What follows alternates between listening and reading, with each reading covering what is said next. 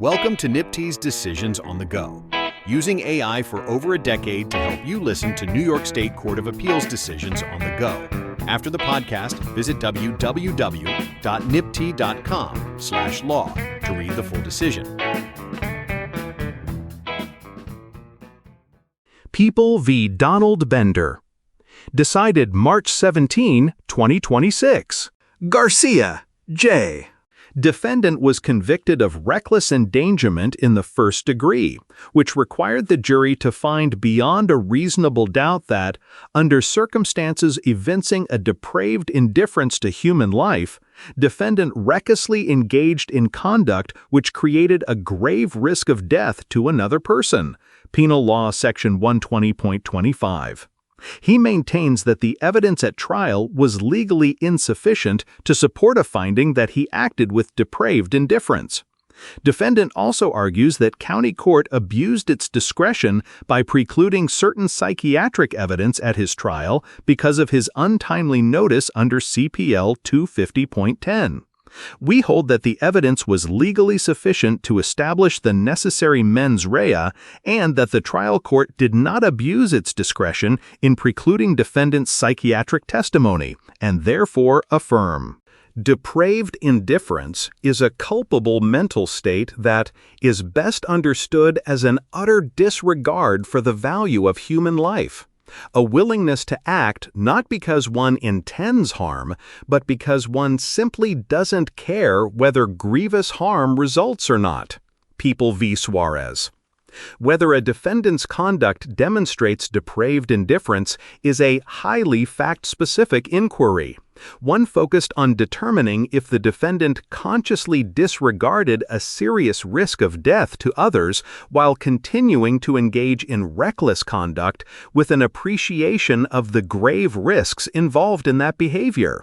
People v. Hygen.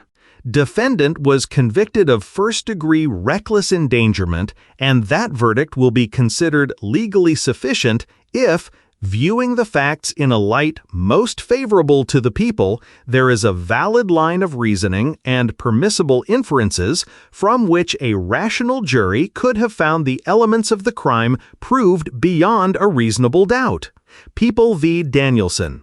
Viewed under this standard, the trial testimony here provided sufficient proof for a rational jury to conclude that defendant demonstrated depraved indifference to human life. The people introduced testimony from multiple witnesses who observed defendant driving erratically, weaving between lanes in heavy traffic, eyes open and with a look of rage on his face.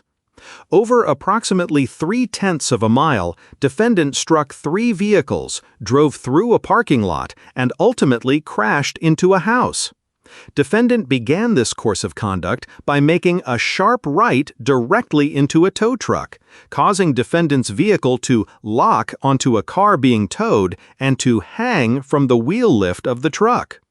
After defendant's vehicle shook loose from the tow truck, defendant sped up and proceeded to take off, and a short time later he crashed into the rear of a van with such force that the driver hit his head on the roof. The driver felt defendant's vehicle pushing him down the road. Other witnesses provided a similar description of defendant, with his hands on the steering wheel, appearing to intentionally hit the van again and again and again, pushing it forward. Defendant next crashed into the back of a third vehicle, then sideswiped the driver's side, causing the vehicle to hit the curb and to flip over on its roof. A fire hydrant pierced the roof of the car 1 foot from the driver's head. Defendant took off fast from this crash, drove over a sidewalk, through a motel parking lot, and crashed directly into a house, causing it to shake upon impact. 2 people were inside the house at the time and heard screeching tires as the car approached. Crash data from the vehicle's airbag control module showed that the brakes were not applied in the 8 seconds prior to impact with the house.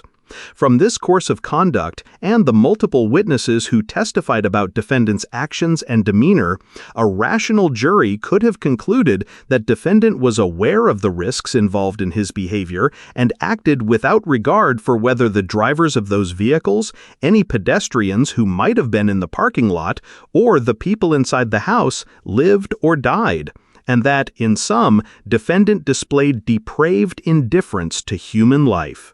We agree with a majority at the Appellate Division that there is no checklist of factors for this analysis, and the absence of specific circumstances found in other depraved indifference cases, such as running red lights or driving into oncoming traffic, is not determinative.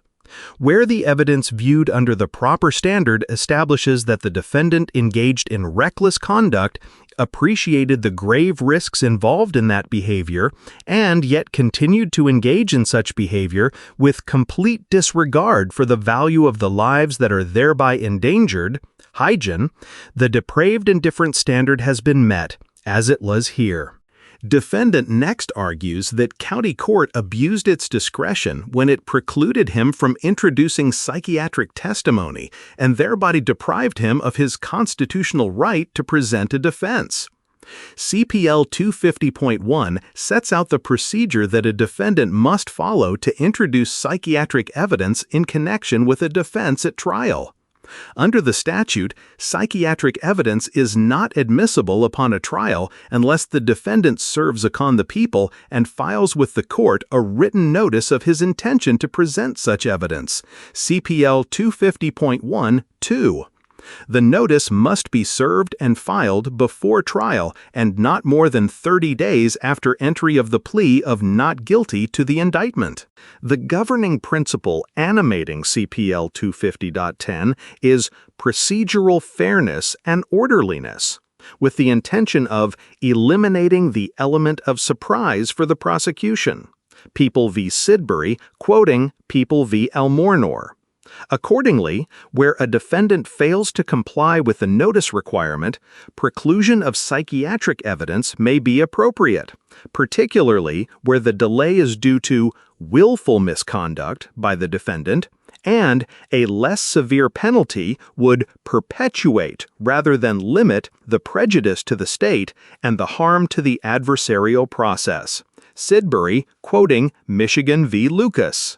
The statute's timing requirement may, however, be relaxed at the discretion of the court in the interest of justice and for good cause shown. CPL 250.10(2). Given that the exclusion of relevant and probative testimony as a sanction for a defendant's failure to comply with a statutory notice requirement implicates a defendant's constitutional right to present witnesses in his own defense, People v. Burke, to aid in this discretionary determination, the trial court must weigh the defendant's constitutional right against the resultant prejudice to the people from the belated notice. Sidbury, quoting Burke. Defendant does not dispute that he failed to comply with CPL 250.10's notice requirement, but claims that county court abused its discretion in refusing to excuse the late filing. We reject that argument. Defendant was arraigned on November 12, 2019. His trial was originally scheduled for April 13, 2020, but was delayed because of the COVID-19 pandemic, eventually being rescheduled for May 24, 2021. Defendant did not seek permission to file late notice until May 18, 2021, 6 days prior to his May 24, 2021 trial date.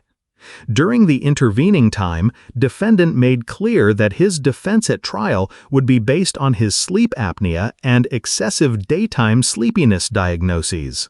However, several weeks before trial, on April 8, 2021, defense counsel provided the people with an expert witness summary that included witnesses that would testify regarding defendant's mental health diagnosis and defense's medical history as it relates to mental health and sleep disorders.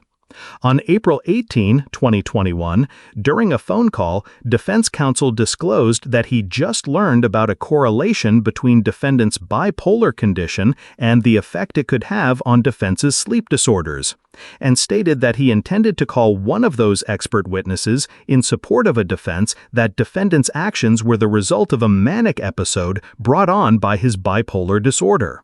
Despite the call, with trial more than 4 weeks away, defendant still did not serve the required CPL 250.10 notice. Several weeks later, on May 13, 2021, the people moved to preclude the introduction of the new psychiatric evidence premised on defendant's bipolar disorder for lack of notice, asserting that they were prejudiced by the shifting trial strategy because they were deprived of the opportunity to have an independent expert examine defendant and to review defendant's complete mental health records. On May 18, 2021, 6 days prior to the start of his trial, defendant cross-moved, asking the court to deny the people's motion and to grant defendant permission to file a late CPL 250.10 notice for good cause, due to, among other things, the COVID-19 pandemic and because defendant only learned of the new psychiatric evidence in April 2021. Defendant confirmed that the crux of his defense was based on his sleep disorder and asserted that he sought to introduce evidence of his bipolar diagnosis to explain the role it played relative to that condition. Defendant attached a proposed notice to the motion which stated only that, pursuant to Criminal Procedure Law Sections 250.1a and b, the defendant intends to offer psychiatric evidence at trial in the above-captioned indictment. County court permitted defendant to introduce medical evidence in support of his sleep disorder defense, but precluded him from offering the unnoticed psychiatric evidence of his bipolar disorder in support of that defense. In doing so, the court properly considered and rejected defendant's good cause arguments, concluding that the pandemic did not excuse defendant's failure to file notice because it may have impacted in-person appearances, but did not explain why defendant did not email or otherwise submit the required notice. Moreover, the court determined that there was absolutely no good cause shown as to why notice was not immediately given after defendant learned of the psychiatric evidence on April 18, 2021. As the court explained, had defendant provided the requisite notice at that point, the people would have had a month to prepare. But instead, for no apparent reason, defendant waited until just days prior to his trial to do so, thereby depriving the people of the opportunity to conduct an independent examination of defendant and to review defendant's mental health records. The court considered this prejudice to the people in conjunction with defendant's failure to establish any good cause for the delay and appropriately exercised its discretion in granting the people's motion to preclude and in denying defendant's cross-motion to serve late notice. Accordingly, we agree with the appellate division that county court did not abuse its discretion by precluding defendant's psychiatric evidence relating to his bipolar disorder pursuant to CPL 250.10. Defendant's remaining contention is without merit. Accordingly, the order of the appellate division should be affirmed. Order affirmed. Opinion by Judge Garcia. Chief Judge Wilson and Judges Rivera, Singas, Canataro, Troutman, and Halligan concur. Decided March 17, 2026.